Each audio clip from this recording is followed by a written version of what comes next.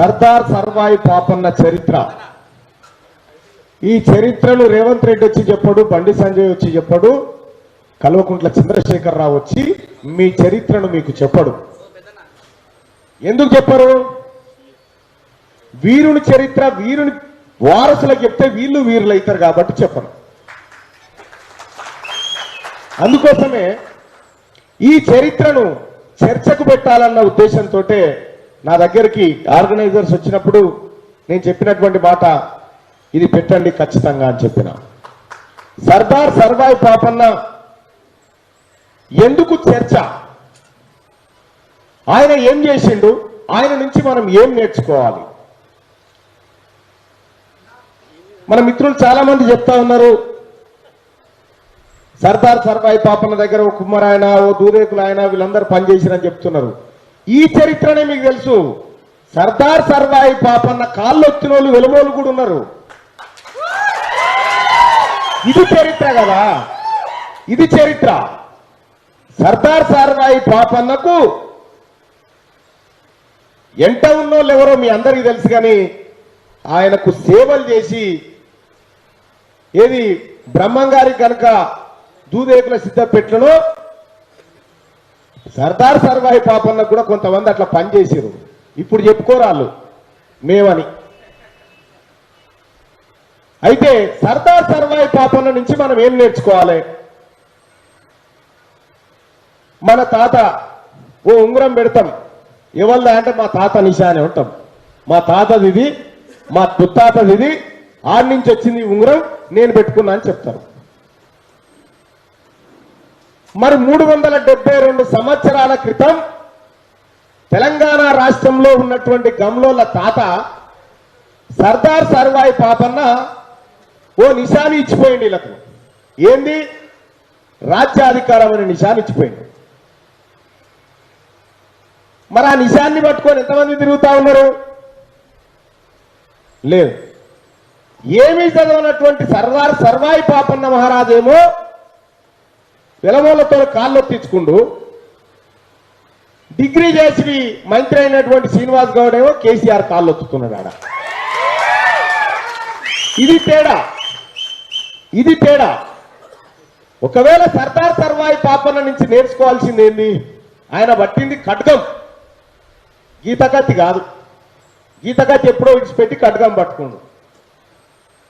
మనమేమో గీత కార్మికులం, బలహీన వర్గాలోళ్ళం, అనగారిన వర్గాలోళ్ళం, మేము వెనకబడిన వాళ్ళం. ఎవడు వెనకబడమన్నాడు? మరి రారి, ముంగడికి రారి. మేము చెప్తా ఉన్నాం కదా, తెలంగాణ రాష్ట్రంలో ఉన్నటువంటి గౌడ సోదరులారా, రండి మమ్మల్ని పరిపాలించండి, రండి, మీరు రండి. వస్తారా మీరు?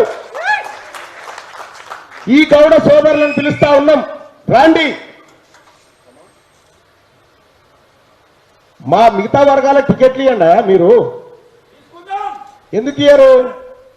ఎందుకు ఇయ్యరంటే వీళ్ళ లోపల సర్వాయి పాపన్న లేడు, వీళ్ళ కడుపులో సర్దార్ సర్వాయి పాపన్న లేడు కాబట్టే వీళ్ళు టికెట్లు ఇయ్యరు, అడుక్కుంటారు. నేను చాలాసార్లు చెప్పిన, ఈ చరిత్ర వేరే వాళ్ళు వచ్చి చెప్పరు అని చెప్పిన. సర్దార్ సర్వాయి పాపన్న గౌడ్ ఏం చేసిండు, బొమ్మగారి ధర్మభిక్షం గౌడ్ ఏం చేసిండు, అనేకమైనటువంటి గౌడ జాతి ఆనిముత్యాలు ఏం చేసినాయి, ఇవాళ వాళ్ళ ఆశయాల్లో మనం చేస్తున్నది ఏందనేది అనేక సార్లు వివరించి చెప్పే ప్రయత్నం చేసిన. ఆ దిశగా కొంత చైతన్యం అయితే రాగలిగింది గౌడ యువతలో కూడా. ఎస్, పవర్ మా దగ్గరికి రావాలనుకున్నారు.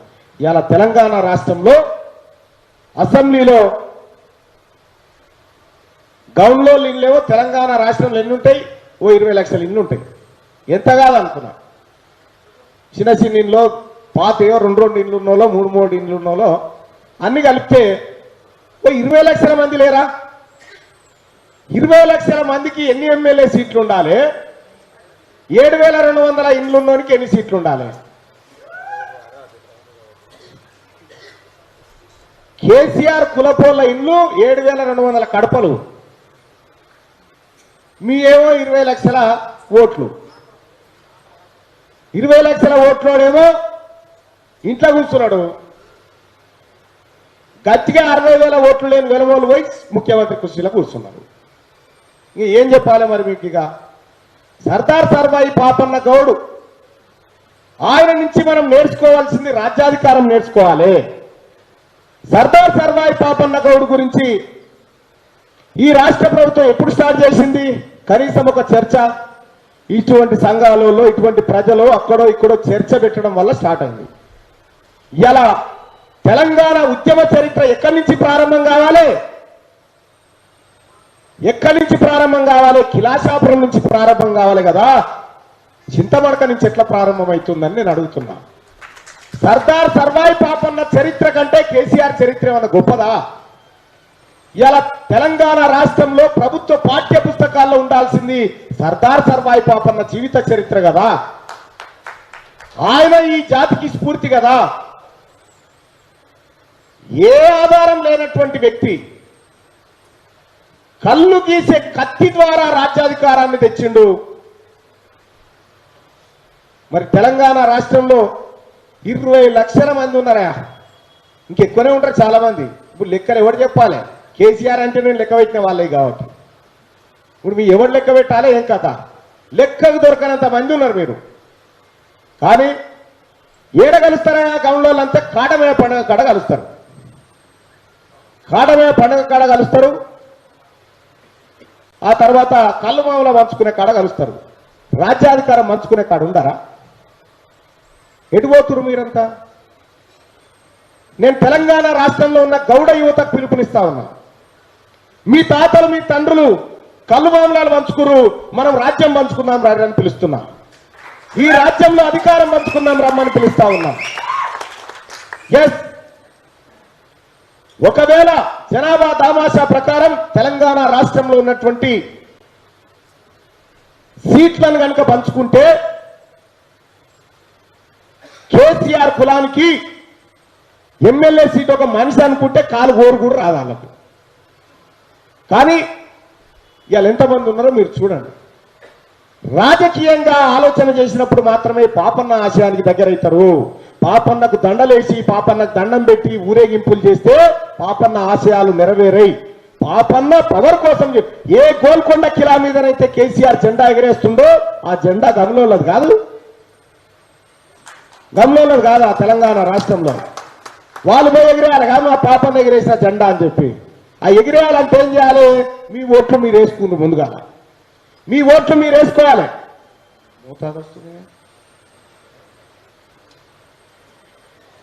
హలో హలో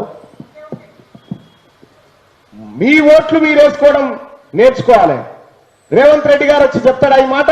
గమనంతా మీ ఓట్లు మీరు వేసుకోరని చెప్పడు. బండి సంజయ్ గారు వచ్చి చెప్తాడా? చెప్పడు. కల్వకుంట్ల చంద్రశేఖరరావు ఆయన కొడుకు వచ్చి చెప్తాడా మీ గమలో ఓట్లు గిన్నె ఉన్నాయా, 20 లక్షల ఓట్లున్నాయా, ఎటు పోతున్నాయా మీ అని చెప్తాడా? చెప్పడు. కేవలం చెంచాలను మాత్రమే తయారు చేస్తారు. ఈ తెలంగాణ రాష్ట్రంలో అధికారానికి దగ్గర కావాల్సినటువంటి అవసరం ఉన్నటువంటి జాతి గౌన్లు.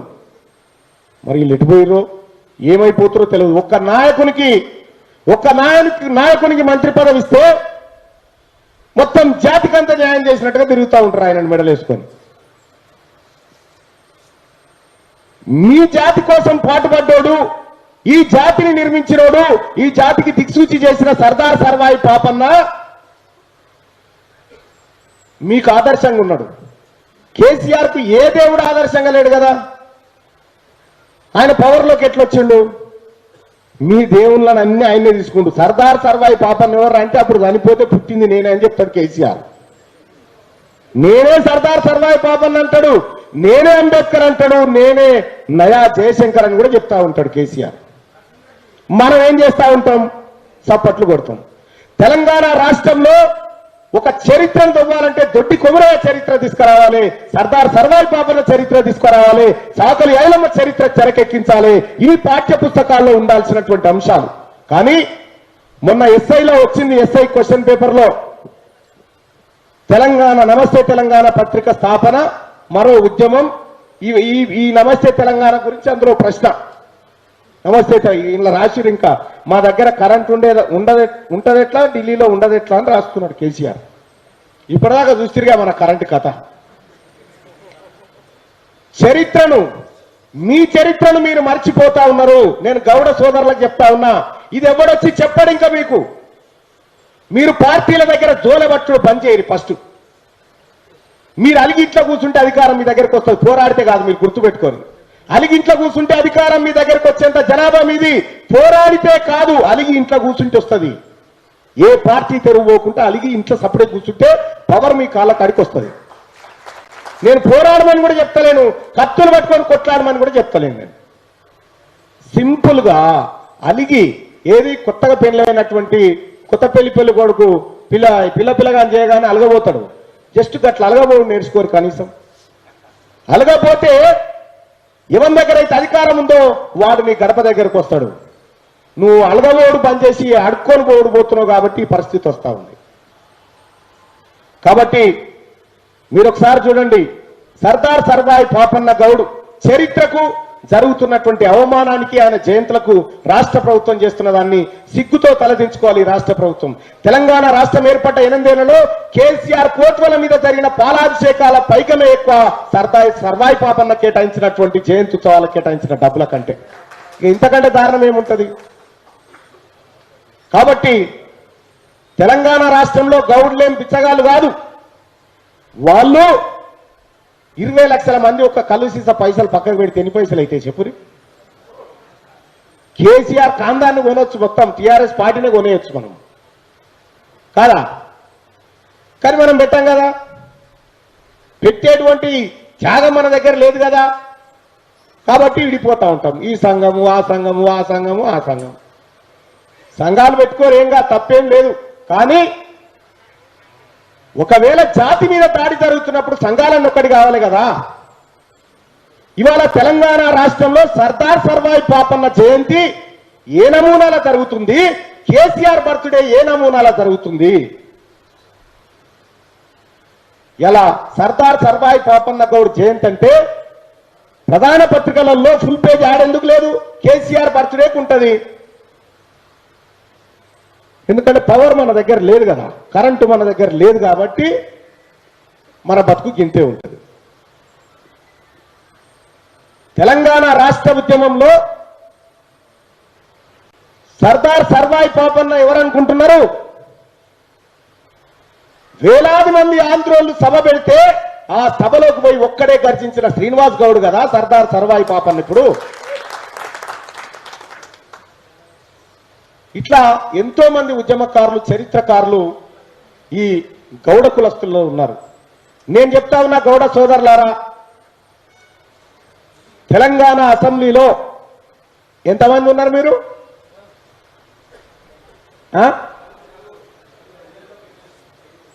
నలుగురు.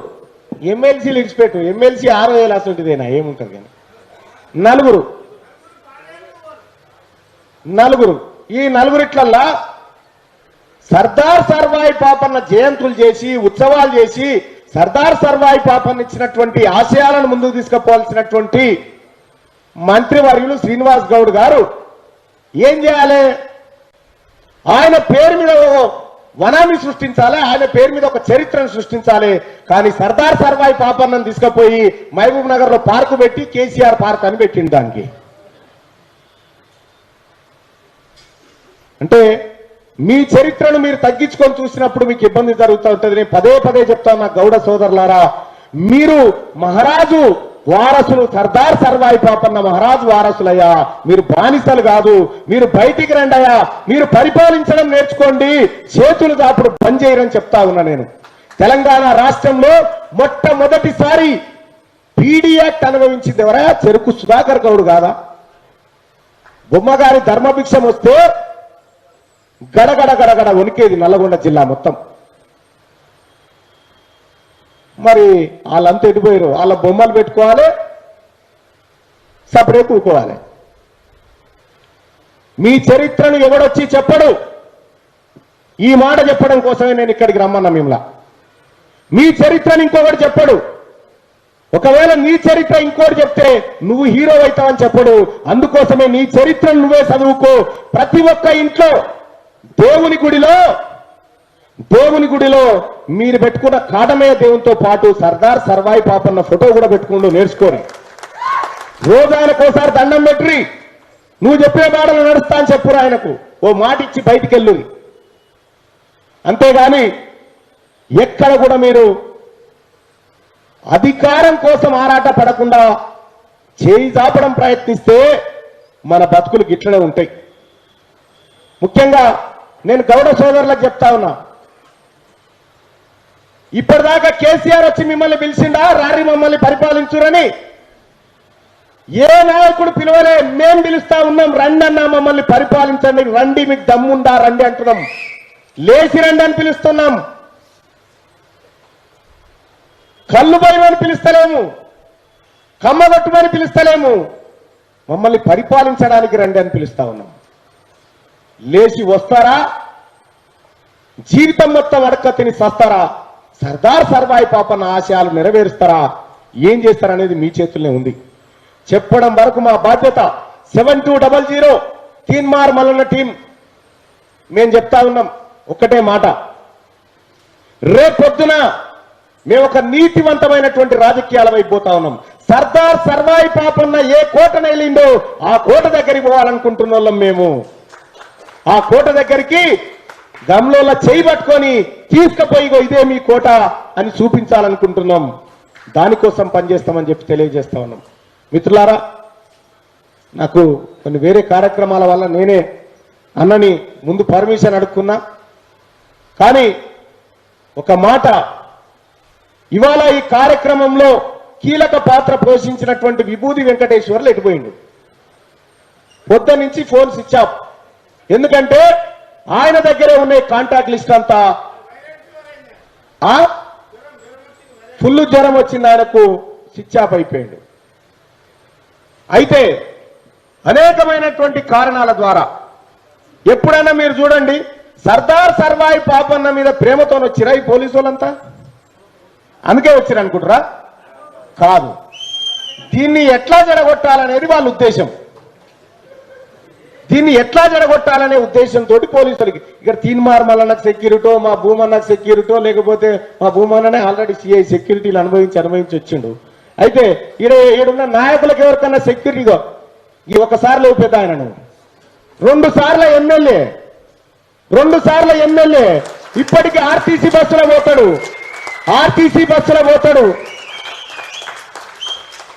ఇలా ఉప సర్పంచ్ అయితేనే చేతులు ఉండరు. 2 సార్లు ఎమ్మెల్యే ఇప్పుడు ఆర్టీసీ బస్సు ఎక్కిపోతాడు, ఆర్టీసీ బస్సు ఎక్కొస్తాడు. ఇటువంటి ఆదర్శవంతమైన రాజకీయాలు చేయాలనుకుంటున్నాం. బొమ్మగాని ధర్మభిక్షం చేసిన ఆదర్శ రాజకీయాలు చేయాలనుకుంటున్నాం. కాబట్టి గౌడ యువతని పిలుస్తా ఉన్నాం, రండి సోదరులారా, నా మిత్రులారా రండి, మీ కోట అక్కడ ఉన్నది, ఆ కోట వైపు పోదాం రండి అని చెప్పి నేను అందరినీ పిలుస్తా ఉన్నా, ఆహ్వానిస్తా ఉన్నా. రేపు మేమేం చెప్తా ఉన్నాం, సర్దార్ సర్వాయి పాపన్న ఆయన వారసులు ఎవరన్నా ఆ రాజ్యాధికారంలో ఉంటే ఇవాళ రాష్ట్ర వ్యాప్తంగా సెలవు, ఊరూరు గ్రామ పంచాయతీ కాడ సర్దార్ సర్వాయి పాపన్న సంబరాలు జరుగుతూ ఉండే. అందుకోసమే పిలుస్తా ఉన్నా, నీ చరిత్రను నువ్వు రాసుకోకపోతే ఇంకోటి దొంగతనంగా తప్పుడు చరిత్రను రాస్తాడు. సర్దార్ సర్వాయి పాపన్న అంటే బందిపోటు దొంగ అని చిత్రీకరించిరా, బందిపోటు దొంగ అని చిత్రీకరించారు. ఇప్పటిదాకా నాకు ఒక ఆయన పంపించిండు, ఈనాడులో ఆర్టికల్ వచ్చింది, ఈ గోండులు వీళ్ళంతానట బందిపోటు దొంగలట. ఎవరు రాసిండో? రెడ్డి గారు రాసిండు. పాపం తెలిసో తెలియకనో రాసిండు. అది పెద్ద కాంట్రవర్సీ అయ్యేటట్టు చూస్తూ ఉంటాయి. కానీ నేనేమంటున్నా, మీ జాతిని అవమానించిన సంగతి చూసుకోవాలి మీరు. సర్దార్ సర్వాయి పాపన్న మహారాజ్ అని మీరు అనకపోతే బందిపోటు దొంగ అని అవుతాడు అంటనే ఉంటాడు. ఆయనకంటే గట్టిగా మహారాజ్ అని మీరు అనాలి. కాబట్టి నేను అందరినీ చెప్తా ఉన్నా, సర్దార్ సర్వాయి పాపన్నకి, సర్దార్ సర్వాయి పాపన్న మహారాజ్ కి. Thank you.